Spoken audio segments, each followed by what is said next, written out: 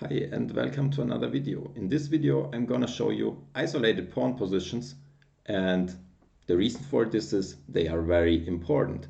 Why are they so important? Because you can enter them from so many different openings. For example, you can enter isolated pawn positions by the Queen's Gambit, the Nimzo Indian defense, the Caro-Kann defense, all kind of other 1d4 openings and many more. So that's why it's important to study this topic, and you can challenge yourself again and try to think how you would continue with white pieces here. It's white to move, we have the isolated pawn, and yes, how would you proceed? We will discuss a variety of options white has at his disposal here, and from then I will show you typical mistakes and typical misassumptions which people make in judging those isolated pawn positions. Also, I will show how different levels played this position. So let's start and discuss some of the moves you might have come up with. So let's start with the move d5, which probably one or another of you thought was best. So this move d5 is a very principled way to play with the isolated pawn, because sometimes it tends to be a weakness and so we just get rid of it, and in exactly this moment this is of course possible because we can push the pawn. He can attack our bishop, but it can stay on this diagonal. That's why this a3 move was quite important. However, black is also freeing himself, and after this push and some trades, black can play bishop f6, and the position is roughly balanced because white also has some troubles developing. So with this immediate push, white cannot really get some advantage here. And this move was played several times, but strong players have found stronger ways to continue here. So basically, there is no rush with d5. Why is this? First, black cannot really block this isolated pawn in the near future, because white has control over the b4 square, and there is also no other route for the knight to reroute to d5. So black would need to do some developing moves, and after each possible try, maybe also a6 and b5, which we will check later, white can maybe push d5 under even better circumstances. So for white it's no rush, and we can improve the position first before we push d5. The next thing which is important to understand is that black is not really wanting to play knight to d5, because then in the end he would also end up with an isolated pawn on d5. So that's basically not the solution to the problems, and that's also why white should not be in a rush, because this is not the way to stop it.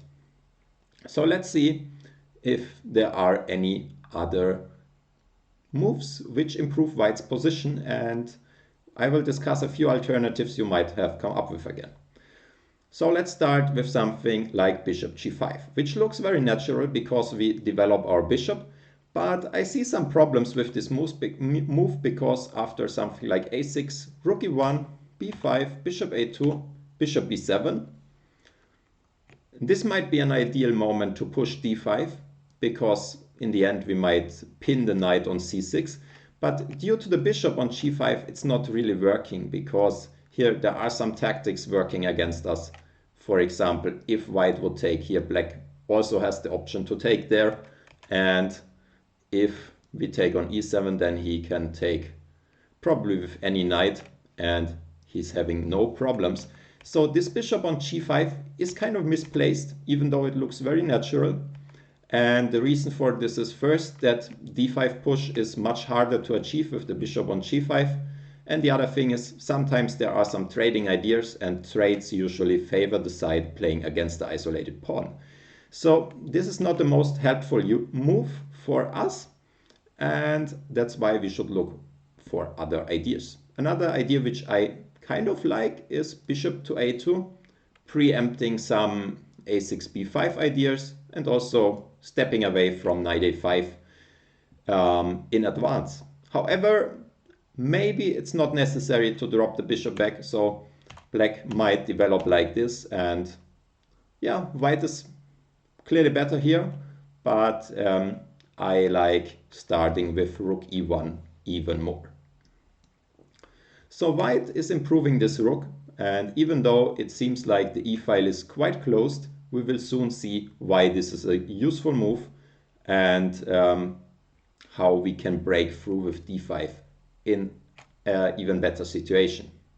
So black can try several things. I think the most natural ones are something like a6, b5, trying to fire and catch the bishop, or to play b6 immediately. And we will check both of them. Let's start with b6. Again, we bring the bishop rather to f4 than to g5 because of the aforementioned reasons. And here, after bishop b7, we can just keep the tension, play queen d3, rook a to d1. We don't trade anything. We keep our position flexible, and black won't get control over the d5 square, and also his rooks will be quite passive. After queen b3, queen to d3, we also might have some chances to threaten something on h7 later, or just start some slow kingside attack.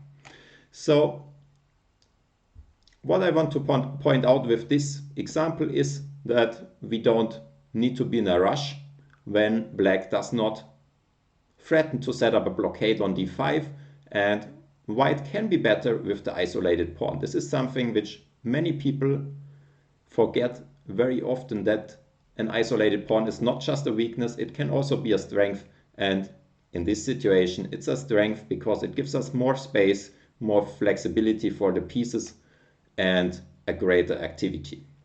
So let's quickly have a look at the other approach with a6, bishop a2 and b5, and here it's a very nice moment to throw in d5. Why is it so more powerful than 2 moves ago? One reason is that we have one more piece in the center, and this can be some tactical target, and the other thing is he just made this diagonal more vulnerable because he needed to do something while we were improving our position. He needed to develop, but at this particular moment he is not yet ready, and that's why he has some weaknesses there. And for example, after pawn takes, knight takes, queen takes, black needs to be very careful not to lose anything. For example, queen d5, bishop b7 would already drop a piece on e7. Again, we see how useful this rook was. And after the better bishop b7, there was a game where white started a quite dangerous attack on the king side. Against f7, maybe bishop g5 and knight g5 are coming next, and black was in huge trouble and got a losing position quite soon. So that's it for this video. I hope I could give you some instructive insights to the isolated pawn positions, and you don't fear them any longer, and you can play with the isolated pawn with confidence. So thanks for watching, and I hope to see you next time. Goodbye.